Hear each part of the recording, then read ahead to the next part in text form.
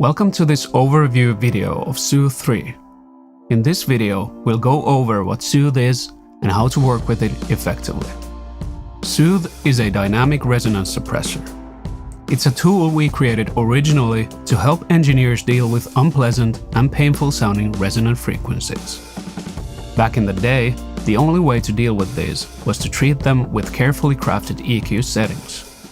The most strict engineers might have automated these EQ moves, since some resonances, like the ones found in vocals, tend to shift around and come and go.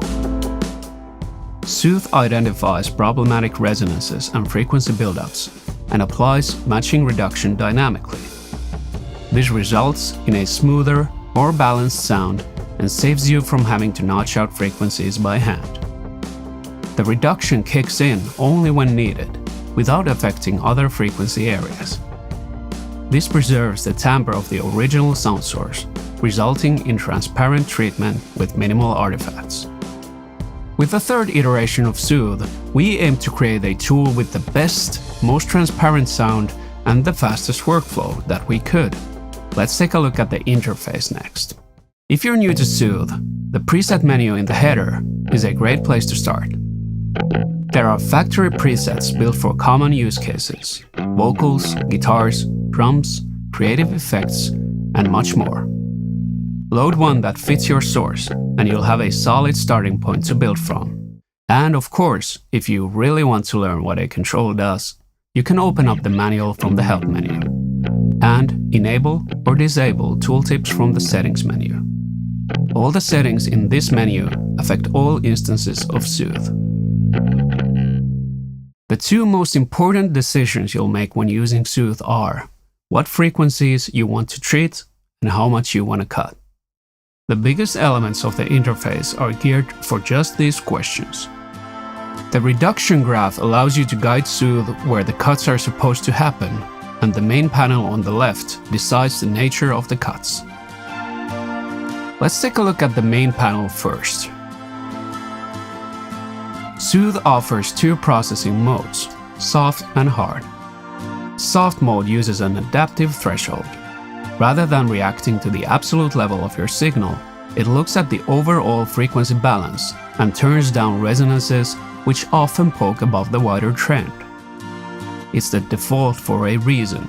It's the more transparent mode of the two, and it can handle sources with unpredictable dynamics. Vocals, acoustic instruments start here. Hard mode uses a fixed threshold, making it sensitive to the actual input level, much like a compressor. It's better suited to sources with a more predictable dynamic range, like electric guitars or synthesizers, and it's the mode to reach for when you want a very precise dynamic response. The depth control is your primary lever for how aggressively Soothe works. Depending on your chosen mode, it controls the threshold and the resulting amount of resonance suppression. You'll simply turn it up to get more suppression regardless of the chosen mode. It has a wide range, so at extreme settings you can reach into sound design territory. Detail controls how narrow Soothe's cuts are. Low values use a wider brush, good for clearing up general frequency buildups or coloration. High values are more like a scalpel, isolating and removing individual resonances very precisely. Note that in soft mode, high detail values also change the speed at which Soothe detects resonances. The aim for this is to keep the processing transparent. Any sharp resonance takes some time to build up, so it doesn't make sense to react very quickly to it. Rapidly moving sharp cuts can also sound unnatural, leading to artifacts in your sounds. The attack and release control the speed of processing and can shape how natural or processed the result sounds. A fast attack catches resonances almost immediately, which can affect transients. A slower attack lets those transients pass through untouched, which often brings the source forward in the mix. Longer release times push the source back in the mix and give a more relaxed feel, while shorter release times sound tighter. Make the release too fast, however, and you might get some pumping or breathy artifacts. The reduction graph is where you tell Soothe where to work. The white line is the depth curve. Think of it as a sidechain EQ that shapes Soothe's sensitivity across the frequency spectrum.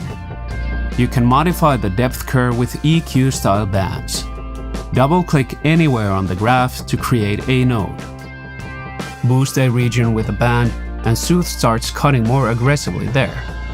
Pull down a region and Soothe backs off.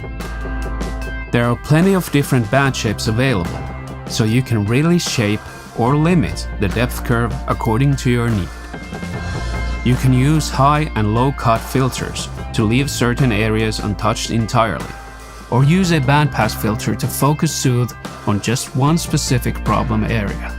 Multiple bandpass filters can run in parallel, so you can be as surgical as you want. The graph also shows the reduction Soothe is making in real time. If you want to hear exactly what's being removed, engage the delta button. Soothe will output only what it's taken away from the signal. It's a great way to double-check that you're removing problems and not character. Each band also has a band listen option. Hold the Option or Alt key and click a node to hear the delta for that band only. It's useful for fine-tuning the placement of your bands. The sidechain input allows for some of the most popular tricks people have come up with using Soothe. The level meter in the header shows what's being fed into the sidechain, and you can monitor it directly by clicking the headphones icon. When the sidechain is active, Soothe applies reduction based on the external signal rather than the track it's sitting on. The classic application is ducking. Feed a kick drum into the sidechain of the bass, and Soothe will carve space in the low frequencies in response to each kick hit, keeping them from fighting each other without using static EQ cuts.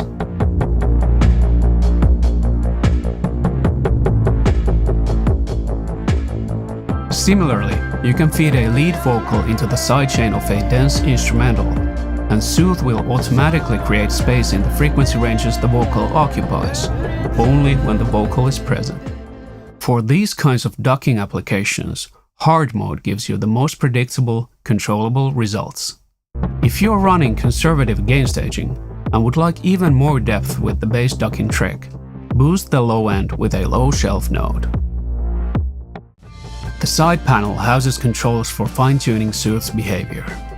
In its minimized state, the panel only shows if any settings differ from default with these indicator lights. You can open up the panel by clicking on it.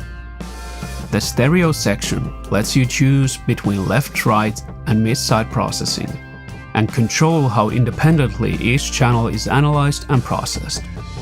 At 100% link, both channels share the same analysis. The stereo image is preserved. At 0%, each channel gets its own reduction curve. Values in between are great for widening stereo material, especially in mid-side mode. While the depth curve enables changing the depth across frequencies, the tilt controls allow you to control the other main parameters separately for low and high frequencies.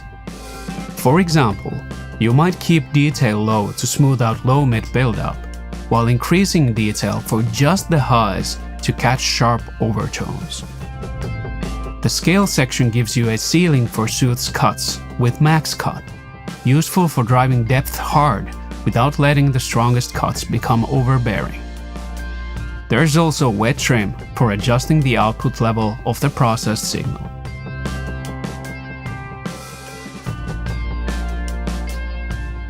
The footer gives you global controls: bypass, delta, mix, and output level. In the quality menu, you can set processing quality per instance, trading CPU for smoother filter updates. There is also the option to switch to linear phase processing. This could be useful when using Soothe in parallel with the mix knob, or when using unlinked processing in mid-side mode to prevent changes in panning. However, minimum phase is the better default for most situations. Finally, low latency mode drops Soothe's latency to near zero, making it viable for tracking and live use. The trade-off is the loss of look ahead, which means Soothe may occasionally react a fraction late to fast transients or pitch changes like vibrato. Okay, we've gone through most of the interface. However, there's still one hidden panel that only opens up when Soothe is being used in a multi-channel setup. This panel is dynamic and changes depending on how many channels your track has. We'll cover multi-channel operation in a separate video on a later date. That's Soothe3. Head over to oeksound.com to download a free 20-day trial and hear what it does on your own material.